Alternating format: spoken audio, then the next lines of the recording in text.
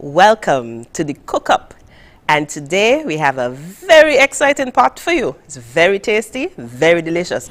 And you see that beautiful opening? It was done by Stephen Smith of Blue Torch Productions.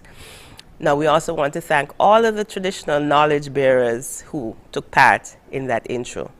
Now you hear me speaking a bit sultry.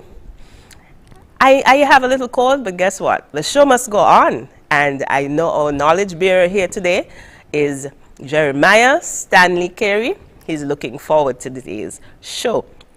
And on the CookUp, we will be serving copious conversation on cultural heritage and the 5 ICH domains. So the question I have for you today is, tell me what are the ICH domains. My name is Alicia Daniel Blake. I am the Research and Communications Officer at the Department of Creative Economy in the Ministry of Sports and Creative Economy. So joining us today, officially, we have Jeremiah Stanley Carey. Now everybody knows him as Stanley, and he is an ancestral mummy. Now our friends looking at us last week, I asked you to let me know what name you preferred. Was it that you preferred CookUp Connoisseurs? And then we had a suggestion from our guest, Heather Archibald. She suggested CookUp Foodies. But I'm leaning towards CookUp Connoisseurs.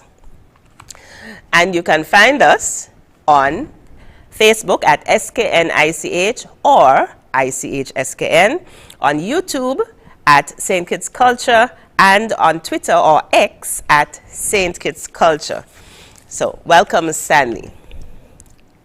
Now, your official name is Jeremiah Carey. Yeah, How did you come about to be called Stanley by everybody?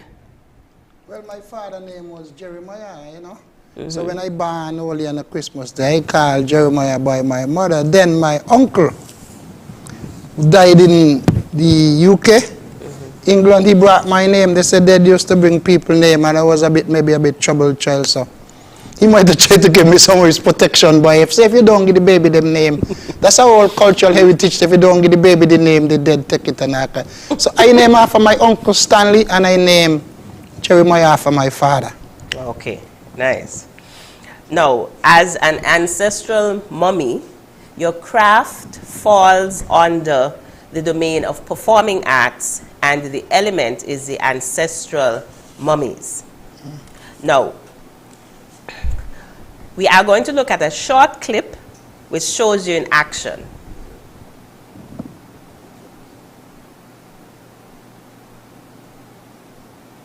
What does this dragon? Before I die, I shall clip his wings. Therefore I shall not fly. Who is it that seeks the dragon's blood? That speaks so mighty and so loud? That great English dog that looks so proud?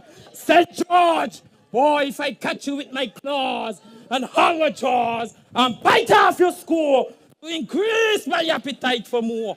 For marrow from your bones I will squeeze. Your blood I will suck to degrees and make you fall on your knees and bawl and beg, oh, dragon, please.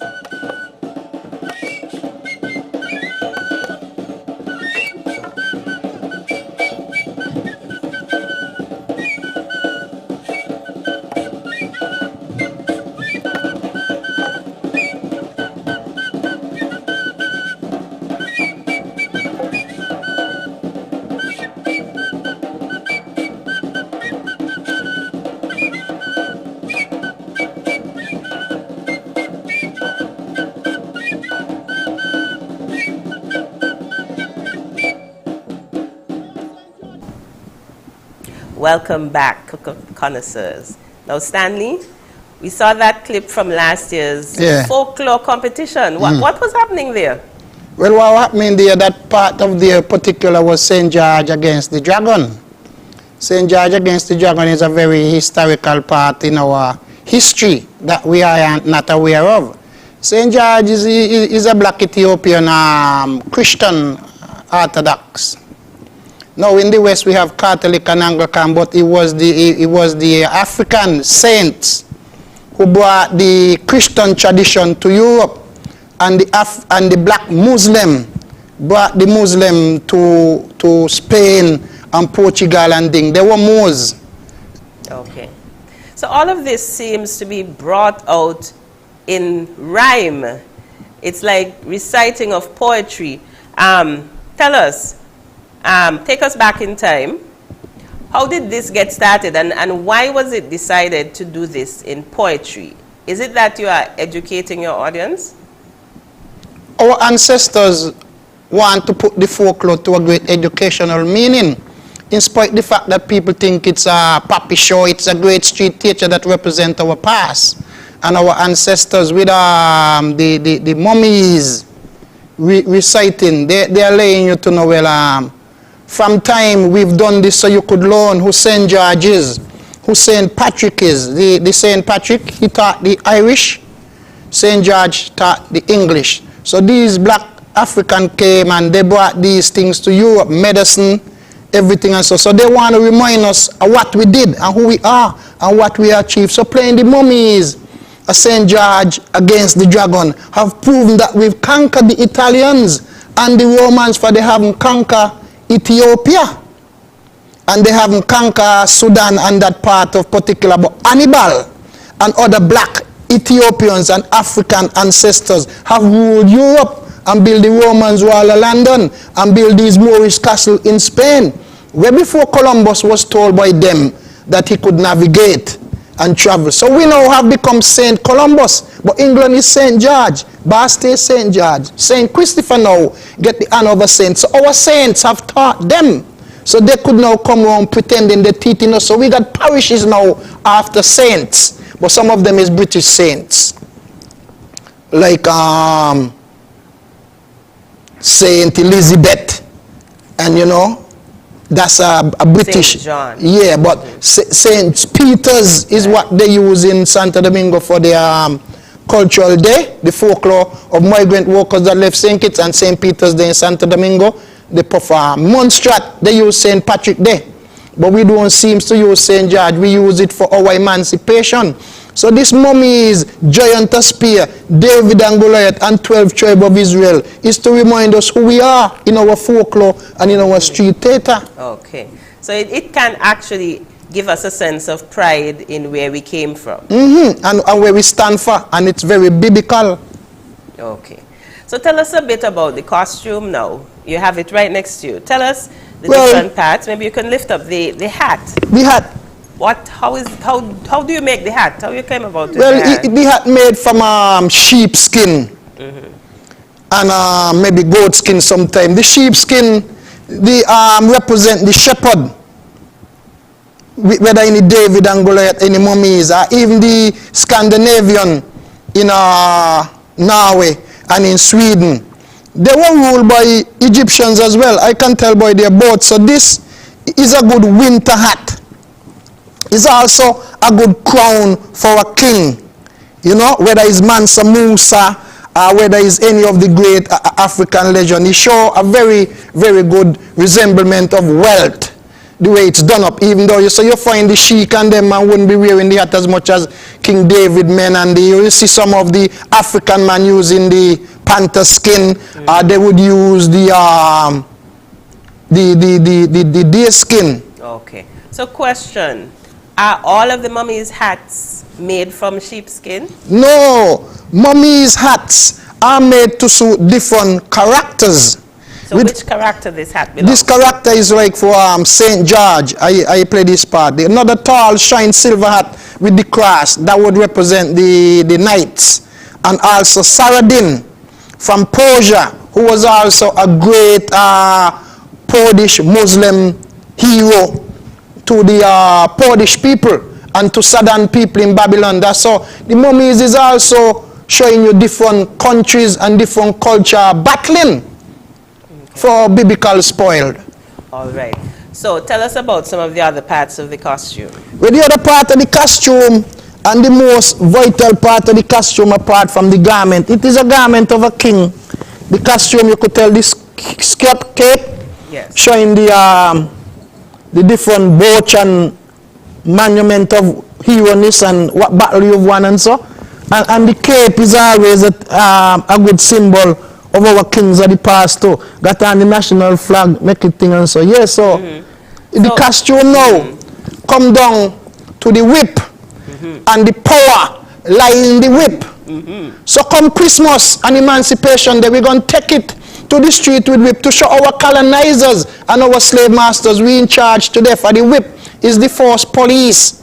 This was given to the plantation owner down to the overseer, and it demands and dictate the punishment of our slave. This now been handed to the police and like politicians and other leaders. For we coming through colonialism, what we relying on surviving from is what our colonial masters have set in place. So we say, Christmas come, we got the whip now. You ain't gonna crack over we back. We're gonna crack it in the street. We're gonna kill the bull. We're gonna put the clown to police with the whip. So we do this on our own. The whip now is a good emblem of history. Where they're saying cow skin make whip and whip turn round beat the cow. The cow skin produce the material and the sheep.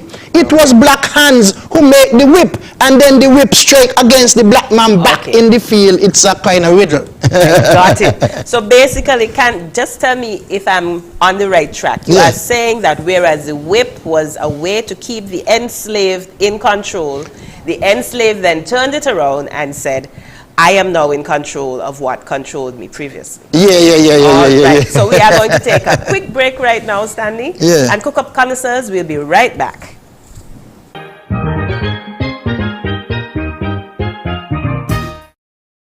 It's time that we realize that we must work together to thrive. The world as we know it, the sky and below it. Could I never have more wonder? Yeah, with life and all you see and the climate's changing. But hope is remaining. That we can't ignore the future. It depends on you and me.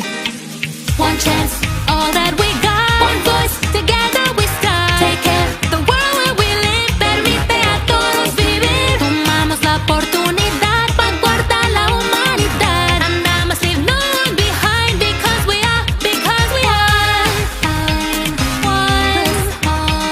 one climate, one Caribbean. One climate, one Caribbean.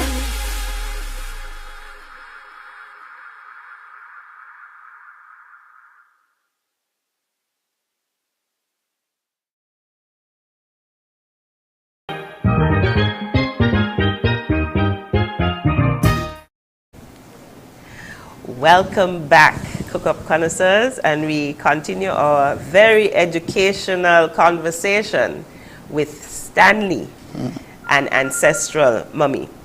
So before we continue, there is a little clip that we want to show again. Stanley, let's have a look. CookUp connoisseurs, you too. Okay.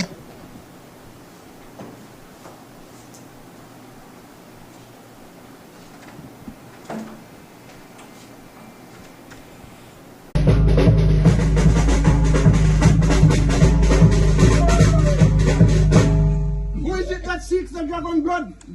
Who speaks so angrily and so loud? That English dog, those so tall and proud. If I should catch them in my claws, with my long teeth and narrow jaws, I will bite off half their score. To increase my appetite, for I will eat more.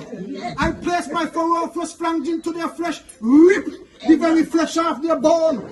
Marrow! From those bones I will squeeze, I will drink royal blood to 100 degrees. Music!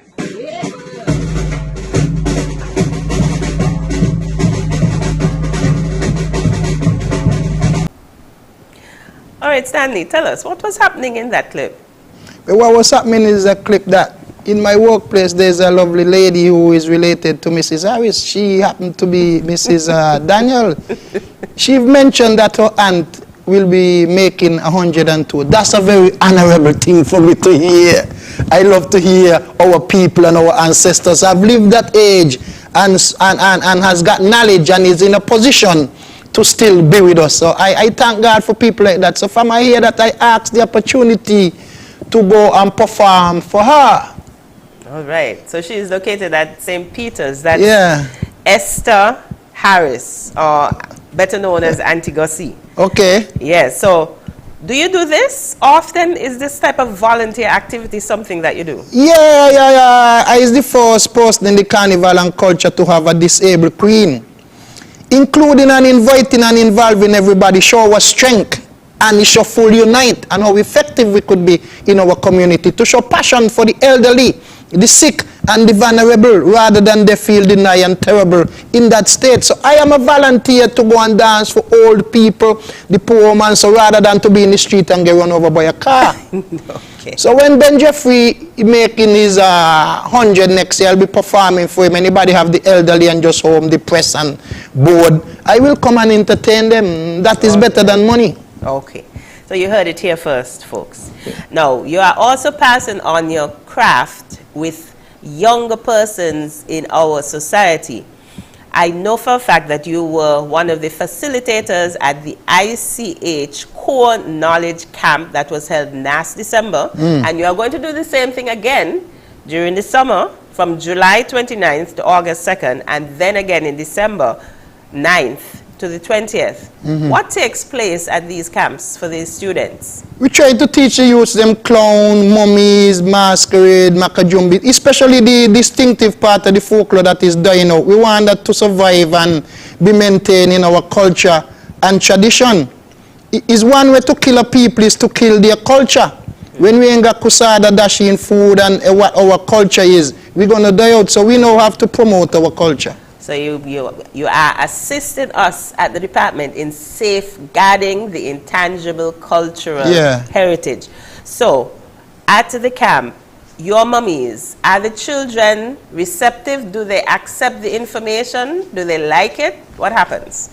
They do. The children them like it. Knowledge store. Is knowledge wasted? If knowledge is not passed down to the children, the knowledge is not going to carry on. If our children can't inherit better than us, it better we give up. We have to program the children them with positivity. Then you have a better society and a better community. All right. Now at the end of the camp, the children were able to perform in the carnival. Did any little mummies perform last year? Yeah, the little mummies perform as a group in the children carnival, and they've survived because we are the young group. The old mummies is able to survive. Old people going out, young people coming up, we have to build the youths them. When I ain't here and I ain't show them and teach them, the mummy is dead because the older people them ain't take it to the youths. Is there something done in the schools as well? Yeah, well, I sacrifice time and my own ability financially and everything. And we go to Newton Ground and we developing up a bull without, limited support. We try because Newton Ground is the heart of the bull. The bull place take on Bellman Estate. Okay. And it might even be a time when we might forbid to go there. Bellman Estate is in our history. Because after Davis there and he running a plantation and he's cruel to the enslavers in Newton Ground. So when he can manage the bull properly and he send for Pleasant and workers to help him manage the bull, that man damage the bull. Yeah. Okay, I understand. Now, how many troops are there? It was mentioned that it's the Tabernacle Ancestral Mummy troops. Are there any others besides the young group that you are working with in the core camp? Or is this the last troop of mummies in Tabernacle? Mummies is dying out where it's like me alone from Tabernacle now, and you got a drummer in Newton Ground, Kennedy. You got Mighty, who is Michael Carr. He been playing the mummies long before me, and so other guys who father and teach them, and so they don't really want to perform. So we just really depending on a lot of kids and young people now to participate to keep the culture alive and to keep the music existence. For the mummies, music is dying out. The clown music is dying out. The cowboy and Indian music is dying out. The mummies' music, how is it different from the other cultural performers' music? The mummies, the Goliath, the bull, whatever troop it is, they have a different beat and a different thing of music. Even if you got two masquerade troop, the music is slightly different. We've been able to tell a troop based on the way the music is playing, but it's saying you don't know what the drum is saying. The mummy's drum is kindle a different battle. taking place. For the drum is a very intelligent thing. The drum is very intelligent. That's why we were forbidden to play the djembe drum to communicate, to send message and answer. So we were given the boys' brigade drum and had to make other drum in our day of our colonizers to play in fear that we interpret in roots.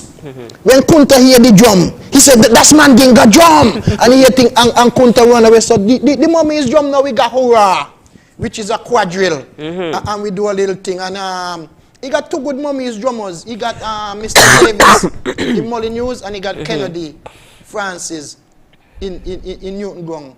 So the mummy's music is a different beat completely to the masquerade. It is the same call, hurrah, hurrah, a king is on the sea with the quadrille, but it is a different beat completely to the masquerade.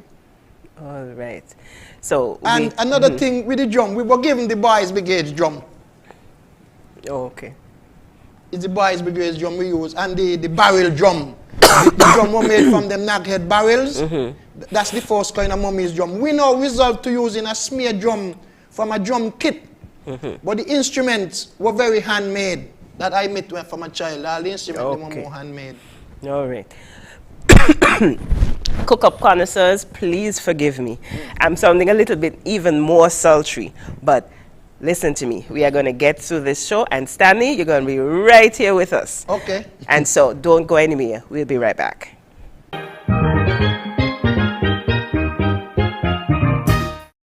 Healthwise on ZIZ TV, Mondays at 8:30 p.m. Hosted by Dr. Malik Lescott, Dr. Jolette Woodley, and Dr. Patrice Lawrence.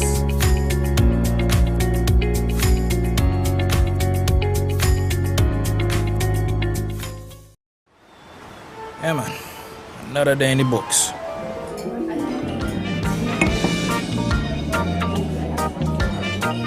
Well, hello there. She pretty from head to toe, and are you ready to go?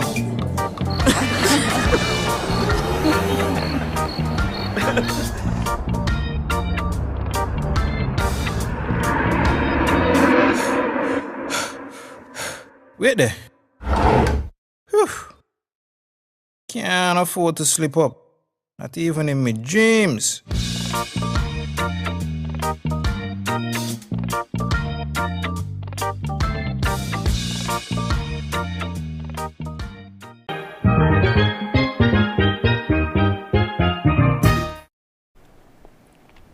Cook-up connoisseurs, welcome back to the Cook-up Cultural Kitchen. We are cooking up some cook-up with Stanley. Stanley, now, just before we continue with you, remember, Cook-up connoisseurs, I asked you to communicate with us. Join our cook-up conversation, and you can do that by going to any one of our platforms. We have on Facebook at SKN ICH or ICH SKN, and on YouTube we have St. Kitts Culture. Also on Twitter or X we have St. Kitts Culture. So tell us the name that you prefer and tell us the 5 ICH domains. Stanley, how many years have you been performing, and when were you first a mummy? Mummy, I is a mummy captain from a youth. Much sport never used to come to Tabernacle. See, the mummy come up, you might get to look to people leg and see it because you is not old enough. It was something about the troops and the sport. If the brothers took you on their shoulder to look over the crowd and see it, you will cry. It's something like an arch that would memorize you. That every troop, even if it's one daughter, have this distinctive look. And as a child, I think you could see something more than adults. So, we used to see something more in the troops and in the costume. So I used to wait till maybe when I'm 7, 9, 10, when I'm older and so on. When the mummies then come and we don't see them play, we go and practice in the January, we make our own drums, go around playing in front of people's home, making a bit of money to buy school books and to have fun with a school opening. We will play a bit of cowboy and Indian and bull too. Whatever troop we see come, we try to play. But the mummies seems to touch a deep part in my soul, the rooted thing. The reciting. The distinctiveness of the costume, the art form, the way they fight the stick and what it meant, and the teachings I get from it. Like the Black Prince of Palestine, like the King of Egypt. And you know, so now I come all, I become an education in me to look for the parts, look for the people who play this part and where they're from, and realize it's a real living legendary story. Okay. So CookUp connoisseurs, that was your invitation to become a mummy. Because as Stanley has brought out, it is something that touched him deeply. It's also educational. So Stanley, that is marvelous. So tell us now, there's something that you touched on earlier that I want you to dig a little deeper into. Is there a need for perception change? Because you mentioned earlier, sometimes the folklore is not taken seriously. Is it something only just for Culturama or Carnival, those times of the year? What's the perception that people have? Do you think it is something that should change? Because you mentioned it a bit earlier. I think we haven't realized how important this thing is to us and what it warrants us. That's why we can win Carry Festa. And that's why we can go away and win with what we have. Because I haven't seen much people have a bull band as creative as us.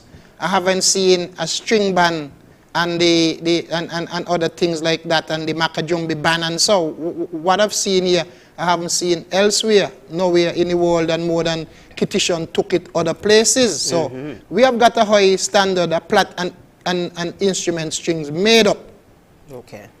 All right. So you're basically saying this is a rich cultural heritage. A very rich cultural that we heritage. have. All of the folklore, because yes, I know there are Makajumbis in Spanish, our Spanish neighbors, there are Makajumbis. Is it Aruba? Masquerade bomb, you would have the gombe. Right.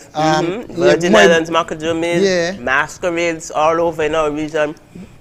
Migrant workers from St. Kitts travel and take this culture worldwide to other places, England, Canada, America, and wherever you will see these great art skills in folklore. Most of it come from St. Kitts Nevis. There you go. So Stanley, give me 1 second. CookUp connoisseurs, I want to remind you about a few things that are going on in our Department of Creative Economy, Cultural Heritage. First of all, as Stanley mentioned, we have the ICH Core Knowledge Camp that he is one of the facilitators at.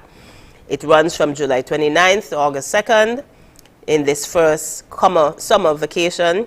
Then it runs from December 9th to December 20th. Parents of school-age children, you have an opportunity to go to the school and get a registration form, and then this will be passed on to our department, and your children can become one of the cultural performers during the Christmas carnival season. And of course, we'll be having a show every Thursday. So look out for us from the Creative Economy Cultural Heritage. Our show is coming your direction every single Thursday. We also would like to invite persons to view our, to take part in the Sankofa Shorts. It's a competition for 15 to 35-year-olds. Deadline, June 26. We are going to conclude this show by showing you our Sankofa short that we have. It is animated, but your Sankofa short can actually be in person. It can be a people animation, well, not animation, a people skit. So, CookUp connoisseurs, we would like to thank Stanley for being with us. And Stanley, we want you to come back at another point in time. Okay. So, CookUp connoisseurs, join the CookUp conversation. Until next time, this is Alicia Daniel Blake, Research and Communications Officer. Ever struggled to start a fire? Well, forget fancy gadgets. Sometimes the old ways are the best.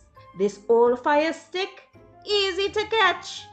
Just a flick of the wrist and boom, warm. I wonder if that what Granny mean. Child, that ain't what I mean. It mean when two people who are once together get back together. It's easy for them. That what I mean by old fire stick easy to catch. And then she asks her granny Look at the jump. if Look at the they're jump.